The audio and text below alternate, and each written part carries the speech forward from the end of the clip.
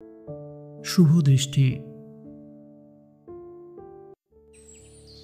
কান্তিচন্দ্রের বয়স অল্প, তথাপি স্ত্রী বিয়োগের পর দ্বিতীয় স্ত্রীর অনুসন্ধানে ক্ষান্ত থাকিয়া পশুপক্ষী শিকারেই মনোনিবেশ করিয়াছেন।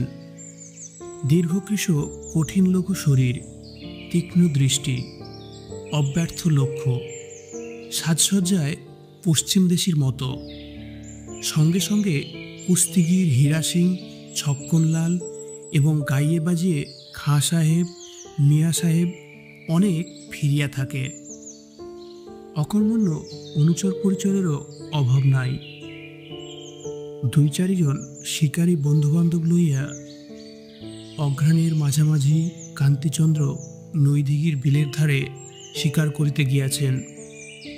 নদীতে 2টি বড় বোটে তাহাদের বাস, আরও গোটা 3-4 নৌকায় চাকর বাকরের দল গ্রামের ঘাট ঘিরিয়া বসিয়া আছে। গ্রামবধূদের জল তোলা, স্নান করা প্রায় বন্ধ। সমস্ত দিন বন্দুকের আওয়াজে জলস্থল কম্পমান। সন্ধ্যাবেলায় ওস্তাদি গলায় টান কর্তব্যে পল্লীর নিদ্রাতন্দ্রা তিরোহিত। একদিন সকালে কান্তিচন্দ্র বোটে বসিয়া বন্দুকের চোং সযত্নে স্বহস্তে পরিষ্কার করিতেছেন। এমন সময় অনতিদূরে হাঁসের ডাক শুনিয়া চাহিয়া দেখিলেন, একটি বালিকা 2 হাতে 2টি তরুণ হাঁস বক্ষে চাপিয়া ধরিয়া ঘাটে আনিয়াছে। নদীটি ছোট, প্রায় স্রোতহীন, নানা জাতীয় শৈবালে ভরা। বালিকা হাঁস দুটিকে জলে ছাড়িয়া একেবারে আয়ত্তের বাহিরে না যায় এইভাবে ত্রস্ত সতর্ক স্নেহে তাদের আগলাইবার চেষ্টা করিতেছে। এটুকু বোঝা গেল, অন্যদিন যে সে তাহার হাঁস জলে ছাড়িয়া দিয়া চলিয়া যাইত, কিন্তু সম্প্রতি শিকারীর ভয়ে নিশ্চিত চিত্তে রাখিয়া যাইতে পারিতেছে না। মেয়েটির সৌন্দর্য নিরতিশয় নবীন, যেন বিশ্বকর্মা তাহাকে সদ্য নির্মাণ করিয়া ছাড়িয়া দিয়াছেন। বয়স ঠিক করা শক্ত, শরীরটি বিকশিত, কিন্তু মুখটি এমন কাঁচা যে সংসার কোথাও যেন তাহাকে লেশমাত্র স্পর্শ করে নাই। সে যেন যৌবনে পা ফেলিয়াছে, এখনো নিজের কাছে সে খবরটি তাহার পৌঁছয় নাই। কান্তিচন্দ্র ক্ষণকালের জন্য বন্দুক সাপ করায় ঢিল দিলেন। তাহার চমক লাগিয়া গেল। এমন জায়গায় এমন মুখ দেখিবেন বলিয়া কখনো আশা করেন নাই। অথচ রাজার অন্তপুরের চেয়ে এই জায়গাতেই এই মুখখানি মানাইয়াছিল। সোনার ফুলদানির চেয়ে গাছেই ফুলকে সাজে। সেদিন শরতের শিশিরে এবং প্রভাতের রৌদ্রে নদী তীরের বিকশিত কাশবনটি ঝলমল করিতেছিল। তাহারই মধ্যে সেই সরল নবীন মুখখানে কান্তিচন্দ্রের মুগ্ধ চক্ষে আশ্বিনের আসন্ন আগমনীর একটি আনন্দ ছবি আঁকিয়া দিল। মন্দাকিনীর তীরে তরুণ পার্বতী কখনো কখনো এমন হংস শিশু বক্ষ লইয়া আসিতেন। কালিদাস সে কথা লিখিতে ভুলিয়াছেন। এমন সময় হঠাৎ মেয়েটি ভীততস্ত্র হইয়া কাঁদো কাঁদো মুখে তাড়াতাড়ি হাঁস দুটিকে বুকে তুলিয়া লইয়া অব্যক্ত আত্মস্বরে ঘাট ত্যাগ করিয়া চলিল। কান্তিচন্দ্র কারণ সন্ধানে বাহিরে আসিয়া দেখিলেন, তাহার একটি রসিক পরিষদ কৌতুক করিয়া বালিকাকে ভয় দেখাইবার জন্য হাঁসের দিকে ফাঁকা বন্দুক লক্ষ্য করিতেছে। কান্তিচন্দ্র পশ্চাৎ হইতে বন্দুক কাড়িয়া লইয়া হঠাৎ তাহার গালে সশব্দে প্রকাণ্ড একটি চপেটাঘাত করিলেন। অকস্মাৎ রসভঙ্গ হইয়া লোকটা সেইখানেই ধপ করিয়া বসিয়া পড়িল। কান্তি পুনরায় কামরায় আসিয়া বন্দুক সাপ করিতে লাগলেন। সেদিন বিকেলবেলা প্রহর 3-এর সময় গ্রামপথের ঘন ছায়ার মধ্য দিয়া শিকারীর দল শস্যক্ষেত্রের দিকে চলিয়াছিল। তাহাদের মধ্যে একজন বন্দুকের আওয়াজ করিয়া দিল। কিছু দূরে বাঁশঝাড়ের উপর হইতে কি একটা পাখি আহত হইয়া ঘুরিতে ঘুরিতে ভিতরের দিকে পড়িয়া গেল। কৌতূহলী কান্তিচন্দ্র পাখির সন্ধানে ঝোপঝাড় ভেদ করিয়া ভিতরে গিয়া দেখিলেন একটি সচ্ছল গৃহস্থ ঘর। প্রাঙ্গণে সারি সারি ধানের গোলা। পরিচ্ছন্ন বৃহৎ গোয়াল ঘরের কুলগাছতলায় বসিয়া সকালবেলাকার সেই মেয়েটি একটি আহত ঘুঘু বুকের কাছে তুলিয়া উচ্ছ্বসিত হইয়া কাঁদিতেছে এবং গামলার জলে অঞ্চল ভিজাইয়া পাখির চঞ্চুপুটের মধ্যে জল নিংড়াইয়া দিতেছে। পোষা বিড়ালটা তাহার কোলের উপর দুই পা তুলিয়া ঊর্ধ্বমুখে ঘুঘুটির প্রতি উৎসুক দৃষ্টিপাত করিতেছে। বালিকা মধ্যে মধ্যে তাহার নাসিকাগ্রভাগে তর্জনী আঘাত করিয়া লুব্ধ জন্তুর অতিরিক্ত আগ্রহ দমন করিয়া দিতেছে। পল্লীর নিস্তব্ধ মধ্যাহ্নে একটি গৃহস্থ প্রাঙ্গণের সচ্ছল শান্তির মধ্যে এই করুণ ছবি এক মুহূর্তেই কান্তিচন্দ্রের হৃদয়ের মধ্যে আঁকা হইয়া গেল। বিরল পল্লব গাছটির ছায়া ও রৌদ্র বালিকার ক্রোড়ের উপর আসিয়া পড়িয়াছে। অদূরে তাহার পরিতৃপ্ত পরিপুষ্ট গাভী আলস্যে মাটিতে বসিয়া শৃঙ্গ ও পুচ্ছ আন্দোলনে পিঠের মাছি তাড়াইতেছে। মাঝে মাঝে বাঁশের ঝাড়ে ফিসফিস কথার মতো নতুন উত্তর বাতাসের খসখস শব্দে উঠিতেছে। সেদিন প্রভাতে নদী তীরে বনের মধ্যে যাহাকে বনশ্রীর মতো দেখিতে হইয়াছিল, আজ মধ্যাহ্নে নিস্তব্ধ গোষ্ঠ প্রাঙ্গণ ছায়ায় তাহাকে স্নেহবিগলিত গৃহলক্ষ্মীটির মতো দেখিতে হইল। কান্তিচন্দ্র বন্দুক হস্তে হঠাৎ এই ব্যথিত বালিকার সম্মুখে আসিয়া অত্যন্ত কুণ্ঠিত হইয়া পড়িলেন। মনে হইল যেন বামাল শুদ্ধ চোর ধরা পড়িলাম। পাখিটি যে আমার গুলিতে আহত হয় নাই, কোনো প্রকারে এই কৈফিয়তটুকু দিতে ইচ্ছা হইল। কেমন করিয়া কথাটা পারিবেন ভাবিতেছেন। এমন সময় কুটির হইতে কে ডাক দিল, সুধা। বালিকা যেন চমকিত হইয়া উঠিল। আবার ডাক পড়িল, সুধা। তখন সে তাড়াতাড়ি পাখিটি লইয়া কুটির মুখে চলিয়া গেল। কান্তিচন্দ্র ভাবিলেন, নামটি উপযুক্ত বটে, সুধা।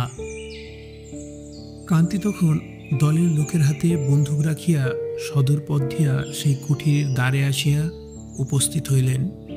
দেখিলেন একটি পৌরবয়স্ক মণ্ডিত মুখ শান্তমূর্তি ব্রাহ্মণ দাওয়ায় বসিয়া হরিভক্তি বিলাস পাঠ করিতেছেন। ভক্তিমণ্ডিত তাহার মুখের সুগভীর স্নিগ্ধ প্রশান্ত ভাবের সহিত কান্তিচন্দ্র সেই বালিকার দয়াদ্র মুখের সাদৃশ্য অনুভব করিলেন। কান্তি তাহাকে নমস্কার করিয়া কহিলেন, তৃষ্ণা পাইয়াছে ঠাকুর, এক ঘটি জল পাইতে পারি কি? ব্রাহ্মণ তাড়াতাড়ি তাহাকে অভ্যর্থনা করিয়া বসাইলেন এবং ভিতর হইতে পিতলের রেকাবিতে কয়েকটি বাতাসা ও কাঁসার ঘটিতে জল লইয়া স্বহস্তে অতিথির সম্মুখে রাখিলেন। কান্তি জল খাইলে পরে ব্রাহ্মণ তাহার পরিচয় লইলেন। কান্তি পরিচয় দিয়া কহিলেন, ঠাকুর, আপনার যদি কোনো উপকার করিতে পারি তো কৃতার্থ হই। নবীন বাড়ুজ্যে কহিলেন, বাবা, আমার আর কি উপকার করিবে? তবে সুধা বলিয়া আমার এক কন্যা আছে, তাহার বয়স হইতে চলিল। তাহাকে একটি সৎ পাত্রে দান করিতে পারিলেই সংসারের ঋণ হইতে মুক্তি লাভ করি। কাছে কোথাও ভালো ছেলে দেখি না, দূরে সন্ধান করিবার মতো সামর্থ্যও নাই। ঘরে গোপীনাথের বিগ্রহ আছে, তাহাকে ফেলিয়াও কোথাও যায় নাই। কান্তি কহিলেন, আপনি নৌকায় আমার সহিত সাক্ষাৎ করিলে পাত্র সম্বন্ধে আলোচনা করিব। এদিকে কান্তির প্রেরিত চরগণ বন্দ্যোপাধ্যায়ের কন্যা সুধার কথা যাহাকেই জিজ্ঞাসা করিল, সকলেই এক বাক্যে কহিল, এমন লক্ষ্মী স্বভাবা কন্যা আর হয় না। পরদিন নবীন ভোটে উপস্থিত হইলে কান্তি তাহাকে ভূমিষ্ঠ হইয়া প্রণাম করিল এবং জানাইলেন তিনি ব্রাহ্মণের কন্যাকে বিবাহ করিতে ইচ্ছুক আছেন। ব্রাহ্মণ এই অভাবনীয় সৌভাগ্যে রুদ্ধ কণ্ঠে কিছুক্ষণ কথাই কহিতে পারিলেন না। মনে করিলেন কিছু একটা ভ্রম হইয়াছে। কহিলেন, আমার কন্যাকে তুমি বিবাহ করিবে? কান্তি কহিলেন, আপনার যদি সম্মতি থাকে আমি প্রস্তুত আছি। নবীন আবার জিজ্ঞাসা করিলেন, সুধাকে? উত্তরে শুনিলেন, হ্যাঁ। নবীন স্থিরভাবে কহিলেন, তা দেখাশোনা? কান্তি যেন দেখেন নাই, ভান করিয়া কহিলেন, সেই একেবারে শুভ দৃষ্টির সময়। নবীন গদগদ কণ্ঠে কহিলেন, আমার সুধা বড় সুশীলা মেয়ে, রাধা বাড়া ঘরকন্যার কাজে অদ্বিতীয়া। তুমি যেমন না দেখিয়া তাহাকে বিবাহ করিতে প্রস্তুত হইয়াছ, তেমনি আশীর্বাদ করি আমার সুধা পতিব্রতা সতীলক্ষ্মী হইয়া চিরকাল তোমার মঙ্গল করুক। কখনো মুহূর্তের জন্য তোমার পরিতাপের কারণ না ঘটুক। কান্তি আর বিলম্ব করিতে চাহিলেন না। মাঘ মাসেই বিবাহ স্থির হইয়া গেল। পাড়ার মজুমদারদের পুরাতন কোঠাবাড়িতে বিবাহের স্থান নির্দিষ্ট হইয়াছে। বর হাতি চড়িয়া মশাল জ্বালাইয়া বাজনা বাজাইয়া যথাসময়ে আসিয়া উপস্থিত। শুভদৃষ্টির সময় বর কন্যার মুখের দিকে চাহিলেন। নতশির টোপর পড়া চন্দন চর্চিত সুধাকে ভালো করিয়া যেন দেখিতে পাইলেন না। উদ্বেলিত হৃদয়ের আনন্দে চোখে যেন ধাঁধা লাগিয়া গেল। বাসর ঘরে পাড়ার সরকারি ঠান্দিদি যখন বরকে দিয়া জোর করিয়া মেয়ের ঘোমটা খোলাইয়া দিলেন, তখন কান্তি হঠাৎ চমকাইয়া উঠিলেন। এ তো সেই মেয়ে নয়। হঠাৎ বুকের কাছ হইতে একটা কালো বজ্র উঠিয়া তাহার মস্তিষ্কে যেন আঘাত করিল। মুহূর্তে বাসর ঘরের সমস্ত প্রদীপ যেন অন্ধকার হইয়া গেল এবং সেই অন্ধকার প্লাবনে নববধূর মুখখানিকেও যেন কালিমা লিপ্ত করিয়া দিল। কান্তিচন্দ্র দ্বিতীয়বার বিবাহ করিবেন না বলিয়া মনে মনে প্রতিজ্ঞা করিয়াছিলেন। সেই প্রতিজ্ঞা কি এমনই একটা অদ্ভুত পরিহাসে অদৃষ্ট তুড়ি দিয়া ভাঙিয়া দিল? কত ভালো ভালো বিবাহের প্রস্তাব অগ্রাহ্য করিয়াছেন, কত আত্মীয় বন্ধু বান্ধবের সানুনয় অনুরোধ অবহেলা করিয়াছেন। উচ্চ কুটুম্বিতার আকর্ষণ, অর্থের প্রলোভন, রূপখ্যাতির মোহ সমস্ত কাটাইয়া অবশেষে কোনো এক অজ্ঞাত পল্লীগ্রামে বিলের ধারে এক অজ্ঞাত দরিদ্রের ঘরে এত বড় অবিড়ম্বনা! লোকের কাছে মুখ দেখাইবেন কি করিয়া? শ্বশুরের উপর প্রথম তার রাগ হইল। প্রতারক এক মেয়ে দেখাইয়া আর এক মেয়ের সহিত আমার বিবাহ দিল। কিন্তু ভাবিয়া দেখিলেন, নবীন তো তাহাকে বিবাহের পূর্বে কন্যা দেখাইতে চান নাই এমন নয়, তিনি নিজেই দেখিতে অসম্মত হইয়াছিলেন।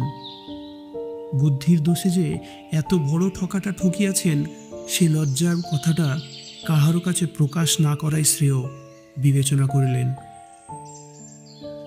ঔষধ যেন গিলিলেন, কিন্তু মুখের তারটা বিগড়াইয়া গেল। বাসর ঘরের ঠাট্টা আমোদ কিছুই তাহার কাছে রুচিল না। নিজের এবং সর্বসাধারণের প্রতি রাগে তাহার সর্বাঙ্গ জ্বলিতে লাগিল। এমন সময় হঠাৎ তাহার পার্শ্ববর্তী বধূ অব্যক্ত ভীতস্বরে চমকাইয়া উঠিল। সহসা তাহার কোলের কাছ দিয়ে একটা খরগোশ বাচ্চা ছুটিয়া গেল। পরক্ষণেই সেদিনকার সেই মেয়েটি খরগোশ শিশুর অনুসরণপূর্বক তাহাকে ধরিয়া গালের কাছে রাখিয়া একান্ত স্নেহে আদর করিতে লাগিল। ওই রে, পাগলি আসিয়াছে বলিয়া সকলে তাহাকে চলিয়া যাইতে ইঙ্গিত করিল। সে ভ্রুক্ষেপ মাত্র না করিয়া ঠিক বরকন্যার সম্মুখে বসিয়া শিশুর মতো কৌতূহলে কি হইতেছে দেখিতে লাগিল। বাড়ির কোনো দাসী তাহার হাত ধরিয়া টানিয়া লইবার চেষ্টা করিলে বর ব্যস্ত হইয়া কহিলেন, আহা থাক না, বসুক। মেয়েটিকে জিজ্ঞাসা করিলেন, তোমার নাম কি? সে উত্তর না দিয়া দুলিতে লাগিল। হর্ষুদ্ধ রমণী হাসিয়া উঠিল। কান্তি আবার জিজ্ঞাসা করিলেন, তোমার হাঁস দুটি কত বড় হইল? অসংকোচে মেয়েটি নীরবে তাহার মুখের দিকে চাহিয়া দেখিতে লাগিল। হতবুদ্ধি কান্তি সাহসপূর্বক আবার জিজ্ঞাসা করিলেন। কোনো ফল পাইলেন না। মেয়েরা এমনভাবে হাসিতে লাগিলেন যেন বর ভারী ঠকিয়াছেন। অবশেষে প্রশ্ন করিয়া খবর পাইলেন মেয়েটি কালা এবং বোবা, পাড়ার যত পশুপক্ষীর প্রিয় সঙ্গিনী। সেদিন সে যে সুধা ডাক শুনিয়া উঠিয়া ঘরে গিয়াছিল সে তাহার অনুমান মাত্র, তাহার আর কোনো কারণ ছিল না। কান্তি তখন মনে মনে চমকাইয়া উঠিলেন। যাহা হইতে বঞ্চিত হইয়া পৃথিবীতে তাহার কোনো সুখ ছিল না, শুভ দৈবক্রমে তাহার নিকট হইতে পরিত্রাণ পাইয়া নিজেকে ধন্য জ্ঞান করিলেন।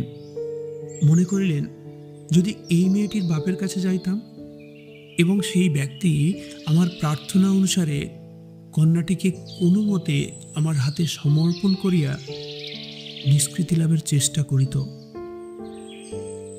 যতক্ষণ আয়ত্তচ্যুত এই মেয়েটির মোহ তাহার মনটিকে আড়লিত করেছিল, ততক্ষণ নিজের বধূটি সম্বন্ধে একেবারে অন্ধ হইয়াছিলেন। নিকটেই আরও কোথাও কিছু সান্ত্বনার কারণ ছিল কিনা তাহা অনুসন্ধান করিয়া দেখিবার প্রবৃত্তিও ছিল না। যেই শুনিলেন মেয়েটি বোবা ও কালা, অমনি সমস্ত জগতের উপর হইতে একটা কালো পর্দা ছিন্ন হইয়া পড়িয়া গেল। দূরের আশা দূর হইয়া নিকটের জিনিসগুলি প্রত্যক্ষ হইয়া উঠিল। সুগভীর পরিত্রাণের নিঃশ্বাস ফেলিয়া কান্তি লজ্জাবনত বধূর মুখের দিকে কোনো এক সুযোগে চাহিয়া দেখিলেন। এতক্ষণে যথার্থ শুভদৃষ্টি হইল। চর্মচক্ষুর অন্তরালবর্তী মনোনেত্রের উপর হইতে সমস্ত বাধা খসিয়া পড়িল। হৃদয় হইতে এবং প্রদীপ হইতে সমস্ত আলো বিচ্ছুরিত হইয়া একটিমাত্র কোমল সুকুমার মুখের উপর প্রতিফলিত হইল। কান্তি দেখিলেন একটি স্নিগ্ধ শ্রী, একটি শান্ত লাবণ্যের মুখখানি মণ্ডিত। বুঝিলেন নবীনের আশীর্বাদ সার্থক হইবে।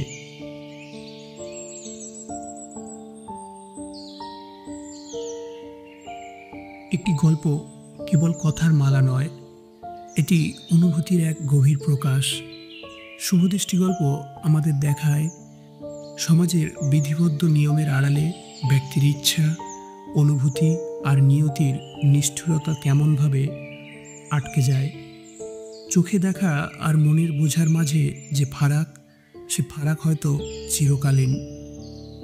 রবীন্দ্রনাথ আমাদের শুধু গল্প দেননি, তিনি আমাদের ভাবতে শিখিয়েছেন। আজকের গল্প কেমন লাগলো কমেন্টে জানাবেন।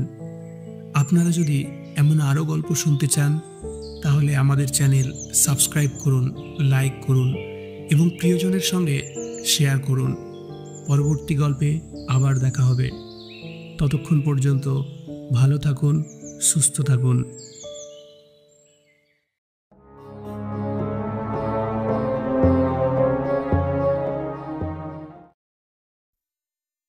বিয়ে শুধু একটি মিলন নয়, এটি সমাজের এক রীতি, এক প্রতিষ্ঠান, যা কখনো আনন্দের, কখনো বেদনার। রবীন্দ্রনাথ ঠাকুরের শুভদৃষ্টি গল্পটি এমনই এক বিষয়ের গল্প যেখানে আড়ম্বরের আড়ালে লুকিয়ে আছে এক মর্মস্পর্শী বাস্তবতা। এক কন্যার শুভদৃষ্টি, কিন্তু ভাগ্যের কি নিষ্ঠুর পরিহাস। আজ আমি আপনাদের শোনাব এক চিরস্মরণীয় গল্প, যেখানে চোখের দেখা আর মনের অনুভূতির মাঝখানে এক অদ্ভুত দূরত্ব তৈরি হয়। আসুন রবীন্দ্রনাথের অনবদ্য ভাষায় সেই সময়, সেই অনুভূতি আর সেই গল্পের চরিত্রদের জীবন ছুঁয়ে দেখি। শুরু হচ্ছে শুভ দৃষ্টি। কান্তিচন্দ্রের বয়স অল্প, তথাপি স্ত্রী বিয়োগের পর দ্বিতীয় স্ত্রীর অনুসন্ধানে ক্ষান্ত থাকিয়া পশুপক্ষী শিকারেই মনোনিবেশ করিয়াছেন। দীর্ঘকৃশ কঠিন লঘু শরীর, তীক্ষ্ণ দৃষ্টি, অব্যর্থ লক্ষ্য, সাজসজ্জায় পশ্চিমদেশীর মতো।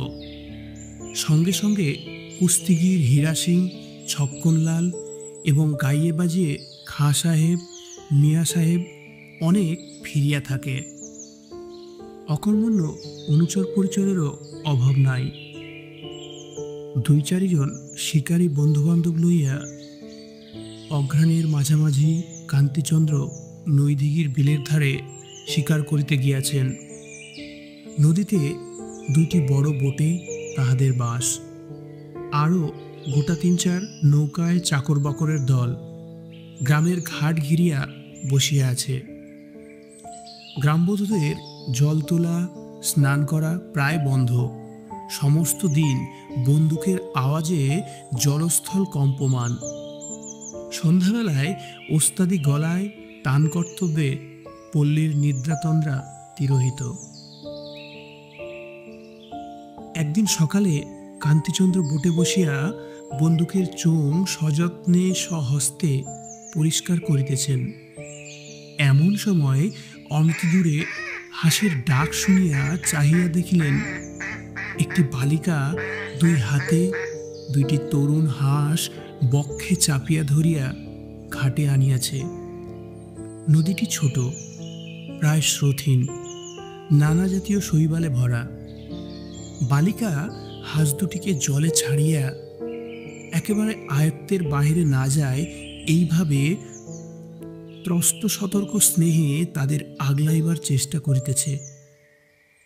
এটুকু বোঝা গেল, অন্যদিন যে সে তাহার হাঁস জলে ছাড়িয়া দিয়া চলিয়া যাইত, কিন্তু সম্প্রতি শিকারীর ভয়ে নিশ্চিত চিত্তে রাখিয়া যাইতে পারিতেছে না।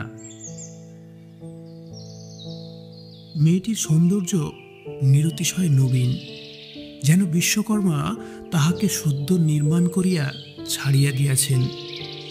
বয়স ঠিক করা শক্ত, শরীরটি বিকশিত, কিন্তু মুখটি এমন কাঁচা যে সংসার কোথাও যেন তাহাকে লেশমাত্র স্পর্শ করে নাই। সে যেন যৌবনে পা ফেলিয়াছে, এখনো নিজের কাছে সে খবরটি তাহার পৌঁছয় নাই। কান্তিচন্দ্র ক্ষণকালের জন্য বন্দুক সাপ করায় ঢিল দিলেন। তাহার চমক লাগিয়া গেল। এমন জায়গায় এমন মুখ দেখিবেন বলিয়া কখনো আশা করেন নাই। অথচ রাজার অন্তপুরের চেয়ে এই জায়গাতেই এই মুখখানি মানাইয়াছিল। সোনার ফুলদানির চেয়ে গাছেই ফুলকে সাজে। সেদিন শরতের শিশিরে এবং প্রভাতের রৌদ্রে নদী তীরের বিকশিত কাশবনটি ঝলমল করিতেছিল। তাহারই মধ্যে সেই সরল নবীন মুখখানে কান্তিচন্দ্রের মুগ্ধ চক্ষে আশ্বিনের আসন্ন আগমনীর একটি আনন্দ ছবি আঁকিয়া দিল। মন্দাকিনীর তীরে তরুণ পার্বতী কখনো কখনো এমন হংস শিশু বক্ষ লইয়া আসিতেন। কালিদাস সে কথা লিখিতে ভুলিয়াছেন। এমন সময় হঠাৎ মেয়েটি ভীতত্রস্ত হইয়া কাঁদো কাঁদো মুখে তাড়াতাড়ি হাঁস দুটিকে বুকে তুলিয়া লইয়া অব্যক্ত আত্মস্বরে ঘাট ত্যাগ করিয়া চলিল। কান্তিচন্দ্র কারণ সন্ধানে বাহিরে আসিয়া দেখিলেন, তাহার একটি রসিক পরিষদ কৌতুক করিয়া বালিকাকে ভয় দেখাইবার জন্য হাঁসের দিকে ফাঁকা বন্দুক লক্ষ্য করিতেছে। কান্তিচন্দ্র পশ্চাৎ হইতে বন্দুক কাড়িয়া লইয়া হঠাৎ তাহার গালে সশব্দে প্রকাণ্ড একটি চপেটাঘাত করিলেন। অকস্মাৎ রসভঙ্গ হইয়া লোকটা সেইখানেই ধপ করিয়া বসিয়া পড়িল। কান্তি পুনরায় কামরায় আসিয়া বন্দুক সাফ করিতে লাগিলেন। সেদিন বিকেলবেলা প্রহর তিনেকের সময় গ্রামপথের ঘন ছায়ার মধ্য দিয়া শিকারীর দল শস্যক্ষেত্রের দিকে চলিয়াছিল। তাহাদের মধ্যে একজন বন্দুকের আওয়াজ করিয়া দিল। কিছু দূরে বাঁশঝাড়ের উপর হইতে কি একটা পাখি আহত হইয়া ঘুরিতে ঘুরিতে ভিতরের দিকে পড়িয়া গেল। কৌতূহলী কান্তিচন্দ্র পাখির সন্ধানে ঝোপঝাড় ভেদ করিয়া ভিতরে গিয়া দেখিলেন একটি সচ্ছল গৃহস্থ ঘর। প্রাঙ্গণে সারি সারি ধানের গোলা।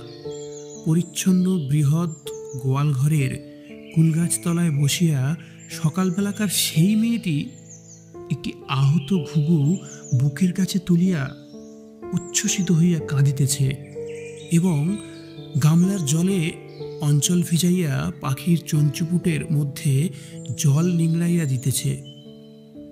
পোষা বিড়ালটা তাহার কোলের উপর দুই পা তুলিয়া ঊর্ধ্বমুখে ঘুঘুটির প্রতি উৎসুক দৃষ্টিপাত করিতেছে। বালিকা মধ্যে মধ্যে তাহার নাসিকাগ্রভাগে তর্জনী আঘাত করিয়া লুব্ধ জন্তুর অতিরিক্ত আগ্রহ দমন করিয়া দিতেছে। পল্লীর নিস্তব্ধ মধ্যাহ্নে একটি গৃহস্থ প্রাঙ্গণের সচ্ছল শান্তির মধ্যে এই করুণ ছবি এক মুহূর্তেই কান্তিচন্দ্রের হৃদয়ের মধ্যে আঁকা হইয়া গেল। বিরল পল্লব গাছটির ছায়া ও রৌদ্র বালিকার ক্রোড়ের উপর আসিয়া পড়িয়াছে। অদূরে তাহার পরিতৃপ্ত পরিপুষ্ট গাভী আলস্যে মাটিতে বসিয়া শৃঙ্গ ও পুচ্ছ আন্দোলনে পিঠের মাছি তাড়াইতেছে। মাঝে মাঝে বাঁশের ঝাড়ে ফিসফিস কথার মতো নতুন উত্তর বাতাসের খসখস শব্দে উঠিতেছে। সেদিন প্রভাতে নদী তীরে বনের মধ্যে যাহাকে বনশ্রীর মতো দেখিতে হইয়াছিল, আজ মধ্যাহ্নে নিস্তব্ধ গ্রষ্ট প্রাঙ্গণোচ্ছায়ায় তাহাকে স্নেহবিগলিত গৃহলক্ষ্মীটির মতো দেখিতে হইল। কান্তিচন্দ্র বন্দুক হস্তে হঠাৎ এই ব্যথিত বালিকার সম্মুখে আসিয়া অত্যন্ত কুণ্ঠিত হইয়া পড়িলেন।